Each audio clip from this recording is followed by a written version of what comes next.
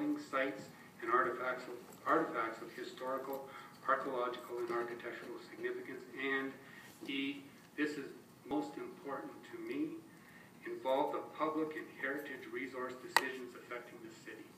And I don't know why we're standing here today talking about rezoning. We should have been involved right from the get-go. 14, urban design. Your objectives. The objective of the urban design guidelines are to encourage a high level of design quality for all types of development and redevelopment. And I must say to the applicant that your rendition of the new proposed site does look really good. But it's in absence of the surrounding area. And I think in a greenfields location, it would look really good. B, promote a built environment that is safe, energy efficient, aesthetically pleasing, and productive. C, encourage public and private developments that achieve a sustainable mix of uses. D, encourage developments that respect and take advantage of their context by taking into account the existing massing, height, scale, style, and other details of the existing buildings. In closing, the former St. Joseph's Health Center has cared for and served useful purpose in our community for the citizens of the community. And again, I'll remind the applicant, this site has not been abandoned. The land originally given to the Sisters of St. Joseph by the community must now be returned to the rightful owners to retire respectively as part of our public lakeside park, so it can continue its care for the social and physical well-being of the citizens of Sudbury. Well said.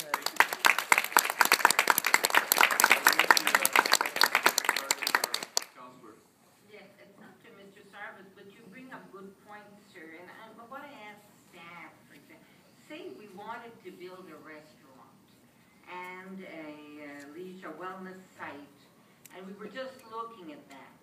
Would we rezone it residential high density special? Or would we need a special rezoning, like a commercial rezoning? To you, to Mr. Bathroom, or... Through to Councillor Dutrisac. The lands are currently zoned institutional, so if that would allow for a variety of city facilities, public use facilities, which can also include the hospital. So if we were to, as the city, put in a facility where we would have leisure activities, that could be done in either an institutional zone, it could be done in a park zone. The reason why the applicant in this case has applied for a rezoning to residential is because that's the main use of the property. Some of these other uses in terms of the restaurant and wellness center and fitness center are proposed to be included as part of the special, the exceptions that would be added to what is normally permitted in an R4 zone. Councillor Rive? Sorry, were you done, Councillor? That's fine. I might say. Thank you, Mr. Chair. Thank you, Councillor Dutrisac. Mr. Sarvis, thank you for your presentation. I just want to, in fact, I'll be asking a question, but the fact that the Sisters of St. Joseph did not sell it to the City of Greater Sudbury, it is very, very hard for us that we're not the owners to put it back to Parkland because it was sold to a private individual. I'm wondering, have you had this conversation with the sister in the past, your disappointment? I have not, but I think the opportunity at the time of sale was there for the city. Definitely.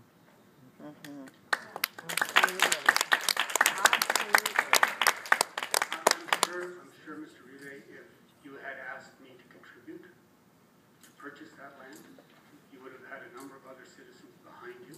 And we would have spent the $1.1 million to buy it. Absolutely.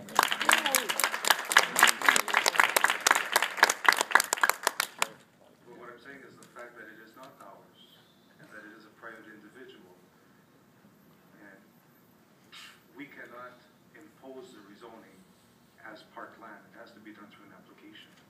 So I was just wondering if you did approach the owners, previous owners, about this situation. You answered no. I did not. Thank you.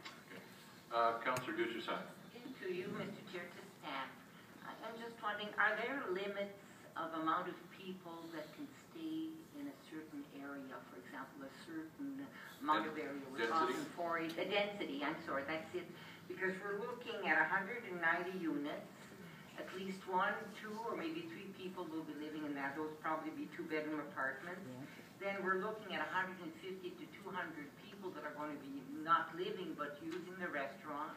And then we're looking at a leisure wellness center. You might have 100 people. So you're looking at, you know, maybe 400 or 500 people.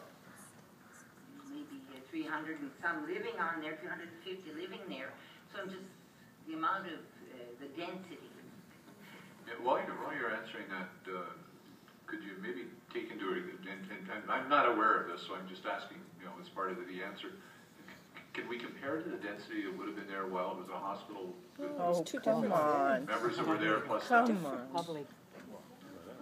Through the chair to Councillor Dutrasac, I'll approach this from the perspective of what the official plan would permit within our living areas. The official plan allows for high-density residential development from 90 units per hectare up to 150 units per hectare. When we look at the size of the site and what is being proposed here in terms of 190 units, that equates to, and the site is at 1.78 hectares. The proposed density with this project is 107 units per hectare. So certainly it is below, it's towards the lower range of that high density range of 90 units to 150 that are allowed in the official plan and what the R4 zone also allows. Thank you. Any further questions of Mr. Sarver? Okay, thank you very much, sir, for your One presentation. question I have is I'd like to submit this letter. Yeah. The previous speaker, to Mr. Rhodes, did you manage to hand in your presentation as well? You had some information you wanted to give? Okay. Next speaker, please. Name and address first. My name is Hazel Stone. It's 555 Edgewater Road, Sudbury, Ontario, P2 197. Thank you very much. Okay, well, I've been doing some reading of the official master plan for Sudbury as well, and it's impressive, to say the least. It's sensitive to the environment. It talks a lot of inclusivity, green space, the importance of a healthy community mentally and physically. It talks about the economy and how the economy depends on inclusivity, a healthy community and environment, a beautiful place that people want to come, want to settle in, want to stay and raise kids in. It's inspiring to read. And this is why it is so important that the St. Joe's Hospital site zoning remain institutional or park, that it remain for the good of the public. If the St. Joe's site were added to the park, Bell Park would be visible from Paris Street Bridge, effectively creating a link to the downtown core. Changing the zoning of this site offends all that we are trying to achieve in the master plan. It fragments the park, Bell Park, that is Sudbury's heritage. It is a symbol of Sudbury's past, present, and future. Changing the zoning from institutional or park to private condominiums is not inclusive. It is not environmentally sensitive.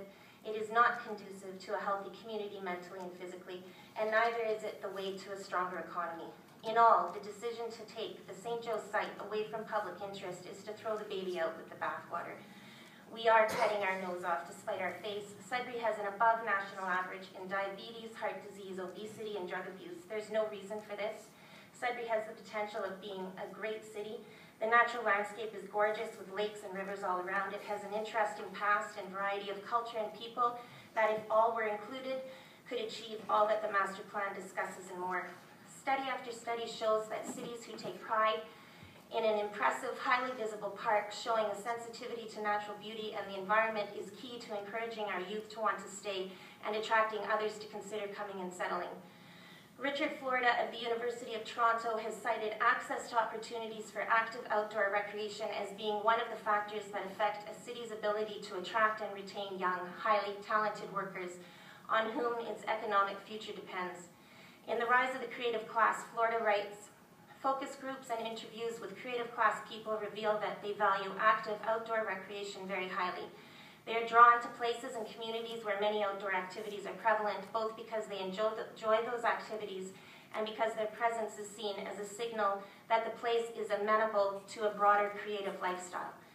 Researchers at Glasgow University have proven that only activities carried out in a natural environment outdoors were found to be associated with a lower risk of poor mental health, 50% lower. High-density residential is not an appropriate development adjacent to Bell Park. If it must be, let it be across the street. How can we allow a now I'm finding out, 4-story parking garage to block the view from Boland?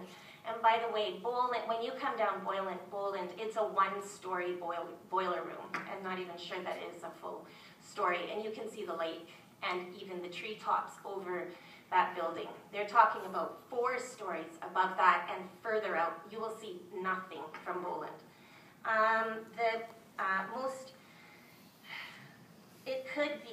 The view from the St. Joe's site could be visible to all, visitors and residents passing by on any day. It is the most impressive view of Ramsey Lake in the city. Let's show it off to the world, not only to a select few. Please let's make Bell Park what it could be, an attraction and place for everyone to experience. It is our central park, and it needs to be improved upon. A park of this stature and nature is not a liability. It is an asset. We don't have to change that zoning, and we could somehow bring it back, and you could.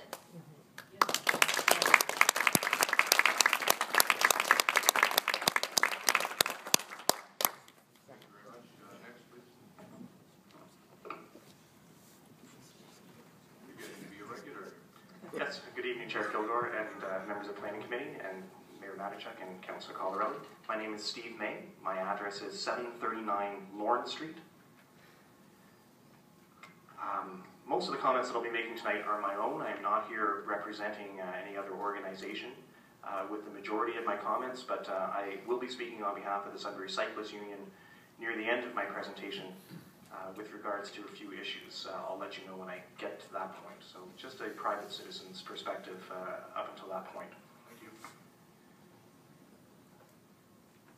Member of the Ontario Municipal Board, former member of the Ontario Municipal Board, Bruce Krushelnicki, who was a member of the OMB, used to write in many of his decisions that a community's official plan is like a public promise which council makes to community members that development will occur in a specific way. I'd like you to keep that in mind as I go through this presentation. Tonight, you are looking at an application for rezoning. I understand that there will be 2 further applications which will have to be dealt with in the future. They are a draft plan of condominium as well as a site plan. You'll note you're not being asked to revise the official plan. No amendment is being requested. Planning staff have given a presentation which indicate that this proposal is in conformity with the official plan.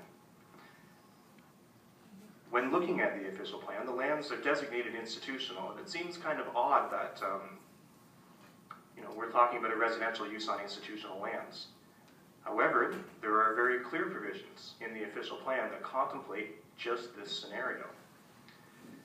When the lands were purchased, the existing official plan was in place, and I have no doubt that the developer was aware that a rezoning would be required, as well as a draft plan of condominium and a site plan application, should residential development be contemplated.